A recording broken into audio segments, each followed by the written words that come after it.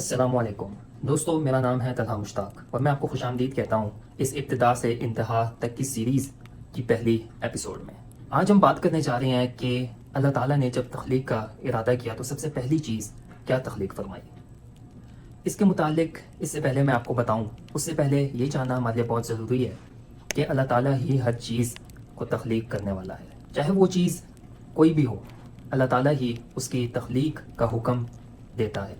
अल्लाह ताला कुन फरमाता है और वो तख्लीक वजूद में आ जाती है। चाहे वो कोई भी चीज़ हो, आसमान, ज़मीन, चांद, सितारे, सूरज, कहकशाएँ, या फिर पुलसार्स, या फिर ब्लैक होल्स, या फिर कोई भी वाइट होल्स जो कि अभी तक डिस्कवर नहीं हुए, मगर अगर हैं तो वो भी अल्लाह ताला ही ने तख्लीक फरमाए हैं। साइंस हमें ये बताती है कि इस कायनात की शुरुआत बिग बैंग के नाम से एक इवेंट हुआ, उसके थ्रू हुई, मगर कुरान मजीद ने 1400 साल पहले ही हमें ये बता दिया था।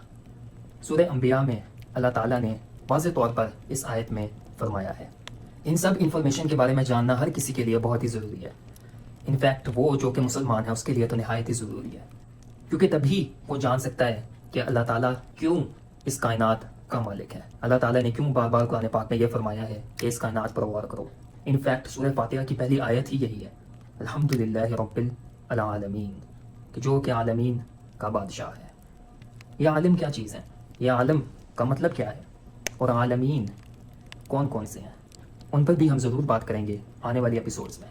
अल्लाह ताला ने कुरान मजीद में फरमाया है, अल्लाहु खालिकु कुल्ली शै, अल्लाह ताला ही हर चीज़ की तख्लीक करने वाला है। तो दोस्तों, इन तख्लीक में से वो तख्लीक कि जो कि सबसे पहले अल्लाह ताला ने जिसका इरादा फरमाया वो क्या थी। मगर इन तख्लीकों के दरमियान एक चीज़ तो ऐसी ज़रूर होगी जो कि अल्लाह ताला ने सबसे पहले जिसका इरादा फरमाया। इस टॉपिक के मुतालिक जितने भी मुख्तलिफ ओपिनियंस हमारे सामने आते हैं, हमारे उलमा के दरमियान हैं, वो मैं आपके सामने रखूँगा। पहला ओपिनियन जो हमारे सामने है वो ये है कि अल्लाह ताला ने जो सबसे पहली तख्लीक फरमाई वो थी कलम। दूसरा ओपिनियन जो हमारे सामने आता है वो ये है कि जो चीज़ सबसे पहले अल्लाह ताला ने तख्लीक फरमाई वो था अर्श। तीसरा जो हमारे पास ओपिनियन है वो ये है कि अल्लाह ताला ने जो सबसे पहली तख्लीक फरमाई वो था पानी।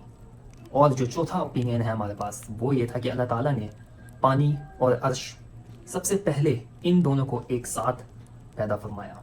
अब हम इन ओपिनियंस के ऊपर जो वो एविडेंसेस हैं उनके ऊपर भी बात करते हैं।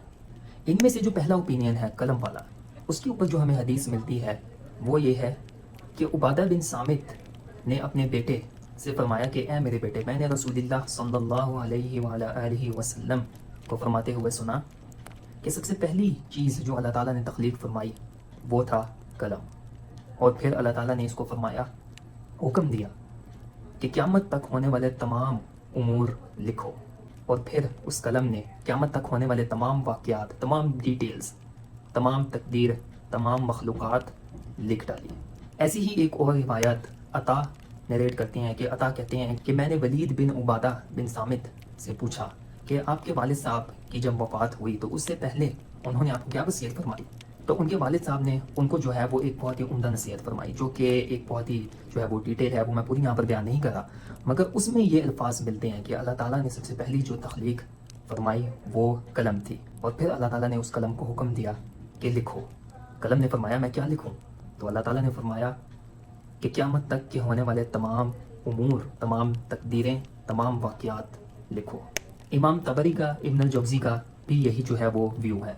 दूसरा जो ओपिनियन है हमारे पास वो ये है कि अल्लाह ताला ने सबसे पहले अर्श की तख्लीक फरमाई। इसके ऊपर मुख्तलिफ अक़वाल जो मौजूद हैं, जो कि उलमा अपनी राय के अंदर जो है वो पेश करते हैं। उनमें से सबसे पहला, अल्लाह ताला ने मखलूक़ात की तकदीरें ज़मीन व आसमान की तख्लीक के 50,000 साल पहले लिख दी थी जब उसका अर्श पानी पर था। इस हदीस से हमें ये बखूबी पता लग जाता है कि जब ज़मीन व आसमान की तख्लीक नहीं हुई थी, कि जब अल्लाह ताला ने तकदीरें जो हैं वो लिखी थी तो उस टाइम अल्लाह ताला का अर्श पानी पर था, जिससे हम ये डिडक्ट कर सकते हैं कि अल्लाह ताला ने सबसे पहले अर्श या फिर पानी को तख्लीक फरमाया था तकदीरें लिखने से पहले। इसके अलावा दोस्तों जो तीसरा आर्ग्यूमेंट है पानी वाला, उसके अंदर भी यही जो है वो एविडेंस पेश किया जाता है। कुरान मजीद में भी हमें एक आयत के मुताबिक ये पता लगता है कि उसमें भी अर्श का पानी पर होने का जिक्र मौजूद है। वही है कि जिसने ज़मीन व आसमान को 6 दिनों में तख्लीक किया, جب اس کا عرش پانی پر تھا۔ اس آیت کے اندر دوستوں جو ورڈ یوز ہوا ہے وہ ہے کانا۔ کانا کا مطلب ہے تھا، مطلب کہ جب تخلیق ہو رہی تھی یا پھر جب تخلیق ہو گئی تھی زمین و آسمان کی 6 دنوں میں، وہ 6 دن کون سے ہیں وہ بھی ہم آنے والی ایپیسوڈز میں بات کریں گے، کہ جب جو ہے وہ تخلیق ہو چکی تھی تب تھا، زمین و آسمان سے پہلے جو ہے وہ اللہ تعالیٰ کا عرش پانی پر تھا۔ مگر اس آیت سے ہم یہ نہیں جو ہے وہ اخذ کر سکتے کہ اس ٹائم یا اس سے پہلے قلم کی تخلیق ہو گئی تھی، یا جب اللہ تعالیٰ کا عرش پانی پر تھا تب قلم کی تخلیق ہو چکی تھی، یا پھر اس کے بعد ہونے والی تھی۔ یہ اس آیت سے ہم جو ہے وہ ڈیڈکٹ نہیں کر سکتے۔ مگر اسی کے ساتھ اگر ہم اس حدیث کو دیکھیں تو اس سے ہمیں یہ پتہ لگ جاتا ہے کہ جب اللہ تعالیٰ نے جو ہے وہ مخلوقات کی تقدیریں لکھنے کا فیصلہ فرمایا، جس کا دوسرا مطلب یہ ہو سکتا ہے کہ جب اللہ تعالیٰ نے قلم کی تخلیق کا ارادہ فرمایا تو اس کا عرش، اللہ تعالیٰ کا عرش پانی پر تھا، کیونکہ تقدیریں جو ہیں وہ اللہ تعالیٰ نے قلم کو ہی حکم دیا تھا کہ تمام امور، قیامت تک ہونے والے تمام امور کے بارے میں لکھو۔ ان سب اوپینینز کو سامنے رکھتے ہوئے یہ بات جو ہے وہ ہمیں پتہ لگ جاتی ہے کہ یا تو پہلی تخلیق قلم ہے، یا پھر پہلی تخلیق جو ہے وہ عرش ہے، یا پھر پانی ہے، یا پھر عرش اور پانی ہے۔